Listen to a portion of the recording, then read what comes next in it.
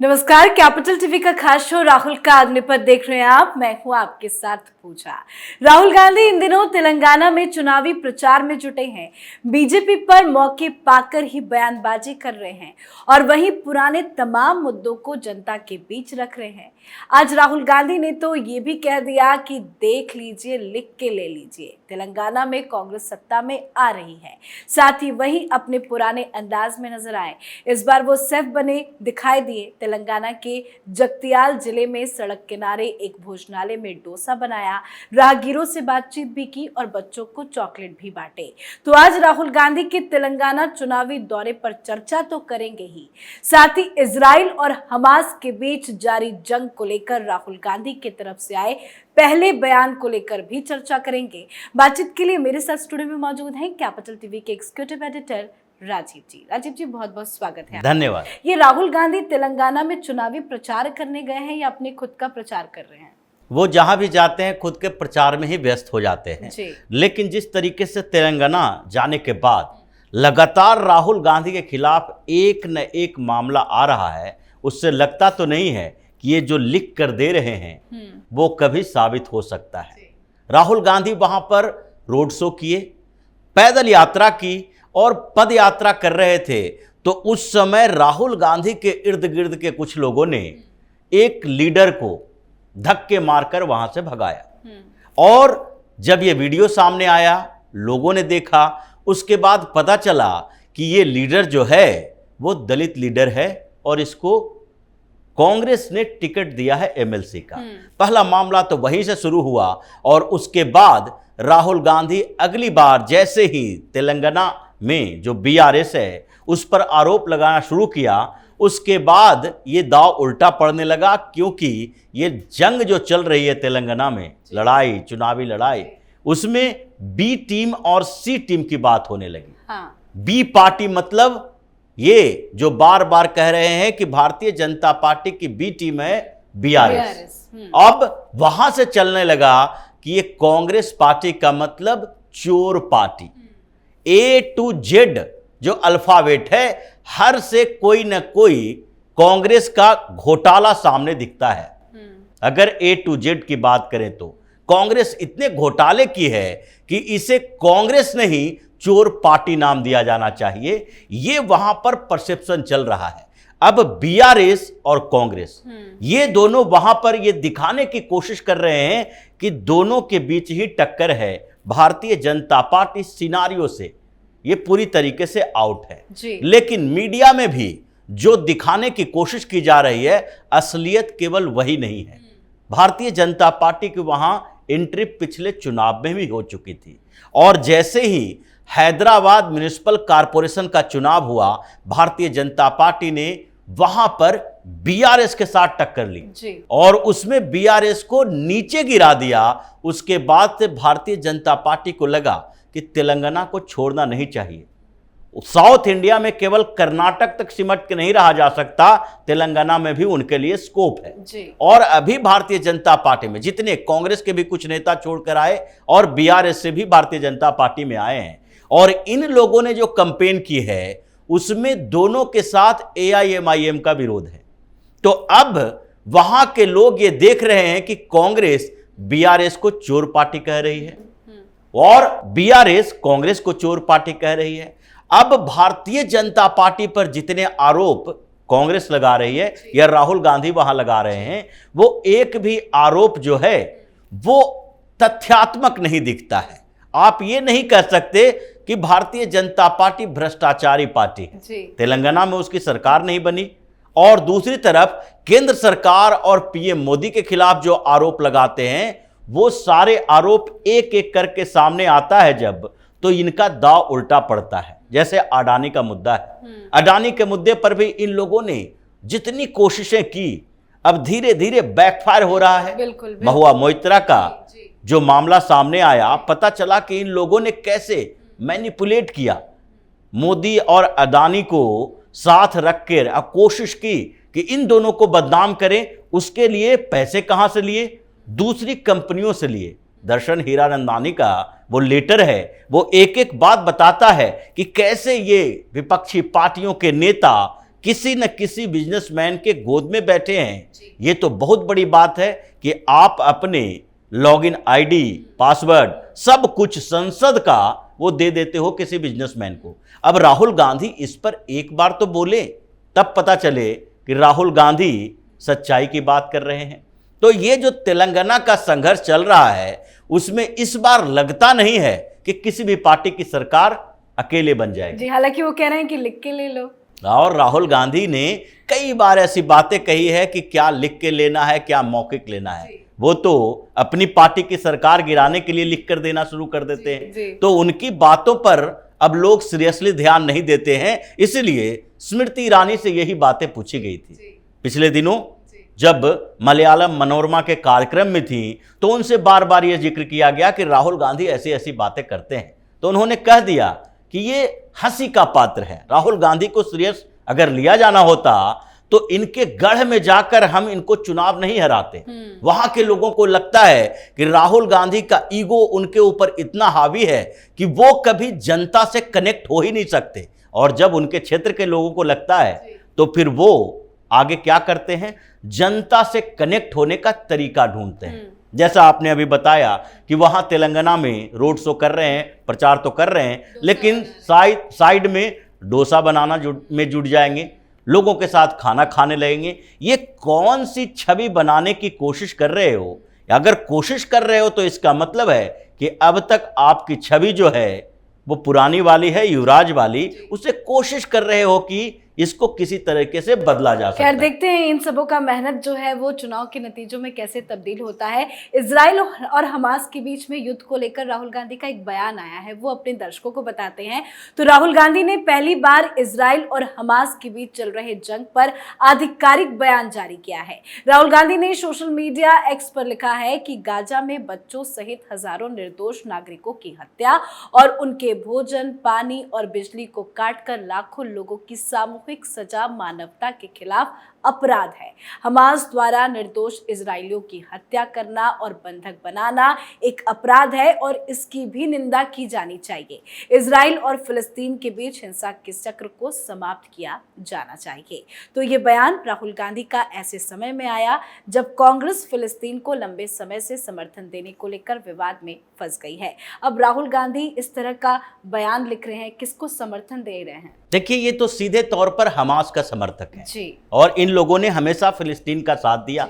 जितनी विपक्षी पार्टियां हैं उसमें कांग्रेस भी शामिल है और सारे कांग्रेस से निकली हुई पार्टियां हैं, कांग्रेस के सहयोगी है। इनका तो सीधे तौर पर फिलिस्तीन का समर्थन मतलब हिंदुस्तान के मुसलमानों का समर्थन। ये पूरी दुनिया जो अभी दो धाराओं में बटी हुई है, एक फिलिस्तीन के साथ दो अर्थों में, फिलिस्तीन के साथ देने में एक वो हैं जो कि मुसलमान होने के कारण फिलिस्तीन का साथ दे रहे हैं, जो अरब लीग के देश हैं, जो कि OIC कंट्रीज है, ऑर्गेनाइजेशन ऑफ इस्लामिक कोऑपरेशन, 57 वो देश हैं, वो सारे दे रहे हैं। यूरोप के कुछ जो कंफ्यूज्ड देश हैं वो सेकुलरिज्म के नाम पर दे रहे हैं। लेकिन दूसरा जो धड़ा है ये साफ तौर पर कहता है हमास आतंकी संगठन है और हमास के खिलाफ जो कार्रवाई हो रही है उसमें कुछ लोगों को जो परेशानी होगी इसके लिए हमास को छोड़ा नहीं जा सकता है। अब राहुल गांधी की बात है, राहुल गांधी की पार्टी की बैठक हुई थी, CWC की बैठक हुई थी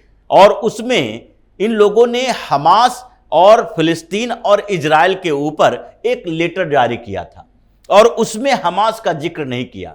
मतलब उस तथ्य को छुपा लिया कि हमास ने इजराइल पर हमला किया, क्योंकि हमास का नाम लेते ही अगर उसकी निंदा करेंगे तो हिंदुस्तान के मुसलमान इनसे नाराज हो जाएंगे। और इसलिए इन लोगों ने क्या कहा कि इजराइल जो कार्रवाई कर रहा है वो सही नहीं है, क्योंकि इस कार्रवाई में सामान्य निर्दोष लोगों की हत्या हो रही है, उनको परेशानी हो रही है। अब दूसरी बात है, राहुल गांधी इस बार एक हमास का भी जिक्र किए, निंदा करना पड़ा। और निंदा के पीछे का कारण क्या है कि इन दिनों चुनाव हो रहा है और जिन राज्यों में चुनाव होने वाला है उन राज्यों में सिर्फ मुसलमान नहीं रहते। मध्य प्रदेश की तो स्थिति यह है कि सारे के सारे दिग्विजय सिंह जैसे पूरी तरीके से हिंदू विरोधी व्यक्ति, जो हिंदू के नाम पर कलंक कहा जा सकता है, जिसने भगवा आतंकवाद जैसे शब्द गढ़े, वो व्यक्ति है जो गौ रक्षक सेवा दल चला रहा है और गौ रक्षा के नाम पर रैलियां कर रहे हैं।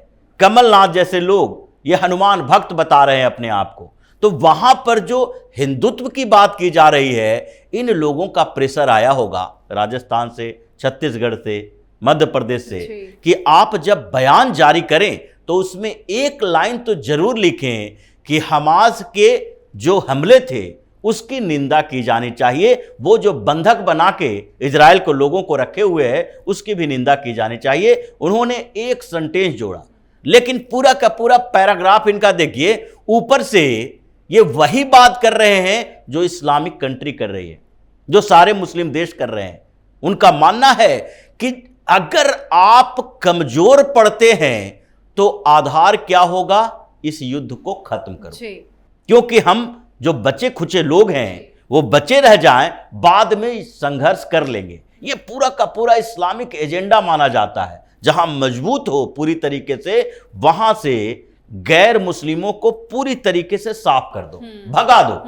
ये इजराइल के साथ भी ऐसा हुआ है। और गाजा में जो आज ये लोग प्रताड़ित की बात कर रहे हैं, ये उस समय भी इनको सोचना चाहिए जब हमास ने हमला किया। बिल्कुल। तो तुम अपने टेरिटरी में एक आतंकी संगठन को खुलेआम रख रहे हो। वो पूरा का पूरा क्षेत्र है जो आतंकियों के कब्जे में है, जो पॉलिटिकल फोर्स माना जाता है। हमास कोई सामान्य संगठन नहीं है और आतंकी संगठन नहीं कर सकते, उसको एक पॉलिटिकल विंग है उसका। और इसलिए जब उसके खिलाफ वहां के लोगों ने अब तक कभी भी विरोध नहीं किया, उसको समर्थन दे रहे हैं, तो वो निर्दोष कैसे हो जाएंगे? लेकिन युद्ध को लेकर अभी 15 दिन होने वाले हैं, इतने दिनों के बाद राहुल गांधी का क्यों बयान आया? क्योंकि राहुल गांधी को लगा कि अब हमको बैलेंस करना पड़ेगा। अभी तक तो कांग्रेस लेटर जारी कर रही थी, कांग्रेस के बाद फिर दूसरा लेटर जारी हुआ कांग्रेस का।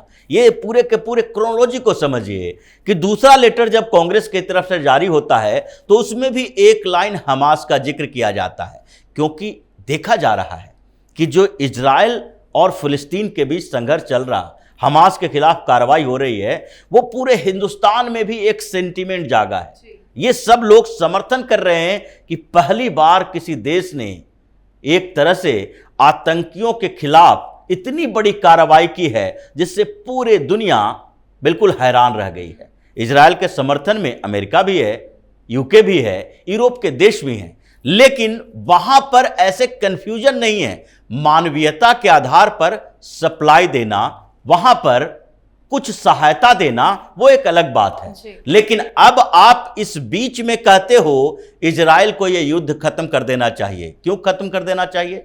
इजराइल के लोग जो अभी वहां पर हैं, ये कितने सालों से, ये दशक की बात नहीं कर रहे, अगर इजराइल का इतिहास पढ़ेंगी तो वो सैकड़ों सालों से प्रताड़ित होते रहे। वो कभी यूरोप चले गए, वहां से भगाए गए, फिर से घूम फिर के इजराइल आए। और इससे पहले जब भी रोमन एम्पायर के समय में उनको दबाया गया, मुस्लिम शासकों ने दबाया, वो हर जगह से प्रताड़ित होते हुए अंत में इन लोगों ने डिसाइड किया कि अगर हमारा एक देश धर्म के आधार पर नहीं होगा, हमारा अस्तित्व ये लोग खत्म कर देगा। अब उस यहूदी कम्युनिटी के जो लगभग 10 मिलियन के आसपास पूरे दुनिया में लोग हैं, उतने लोगों को अगर आप ये कहते हो कि अपने अस्तित्व की सुरक्षा के लिए जो लड़ाई लड़ रहे हो उसको बीच में रोक दो, तो फिर ये हमास के लोग जो 5-5 हजार मिसाइलें दागता है, ये कहां से आते हैं 5,000 मिसाइलें? वो प्रोडक्शन तो कर नहीं रहा, वो इन्हीं अरब देशों के पैसे से, जो आज मिलियन और बिलियन डॉलर उसको दे रहा है, इन्हीं लोगों के सहयोग से होता है। अब उसके सहयोग करने वाले राहुल गांधी जो बार बार कह रहे हैं कि मानवीयता के आधार पर इस युद्ध को रोकना चाहिए, मतलब ये पूरी तरीके से हमास के समर्थन में है। अब इनको चाहिए कि यही बातें करते हुए ये गजा जाएं और गजा में जाकर वहां हमास का समर्थन करें, तब लगेगा यहां के मुसलमानों को कि सही में राहुल गांधी हमारे साथ। लेकिन अपने लोगों को तो सड़क पे उतार दिया है, लोग सड़क पे उतर के समर्थन में प्रोटेस्ट भी कर रहे हैं।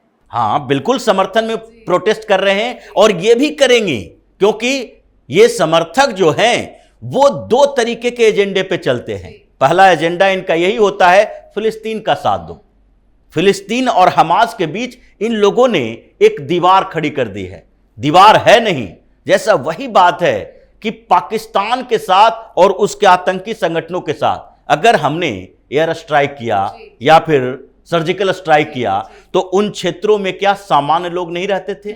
सारे के सारे टेररिस्ट कैंप हैं, आसपास के लोगों को थोड़ा नुकसान होगा, लेकिन उस नुकसान के आधार पर हम पूरी दुनिया में तबाही फैलाने वाले इन आतंकी संगठनों को प्रश्रय नहीं दे सकते। राहुल गांधी यही गलती कर रहे हैं और अब इनको समझ में आएगा कि हिंदुस्तान में इजराइल और फिलिस्तीन का जो मुद्दा हमेशा से चलता रहा और कांग्रेस ने हमेशा फिलिस्तीन का साथ दिया, पीएम मोदी ने बैलेंस करने की कोशिश की और इजराइल के साथ आतंकवाद के खिलाफ खड़े हैं। उसका नतीजा क्या होता है, लोग क्या चाह रहे हैं। बिल्कुल, बहुत बहुत धन्यवाद सर समझाने के लिए।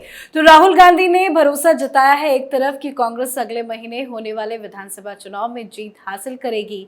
राहुल गांधी ने पहली बार वहीं पे इजराइल और हमास के बीच चल रहे संघर्ष पर अपने सोशल मीडिया एक्स के जरिए एक ऑफिशियल स्टेटमेंट भी जारी किया है। हिंसा की निंदा करते हुए राहुल गांधी ने कहा कि गाजा में निर्दोष नागरिकों की हत्या और उनके भोजन, पानी, बिजली में कटौती मानवता के खिलाफ अपराध है। तो राहुल गांधी जिस तरह से हमास और इजराइल को लेकर बयान दे रहे हैं, उससे साफ समझ में आ रहा है कि राहुल गांधी हमास के साथ है, आतंक का साथ दे रहे हैं। इस पे आप अपनी राय कमेंट करके लिखें। देखते रहिए कैपिटल टीवी। नमस्कार।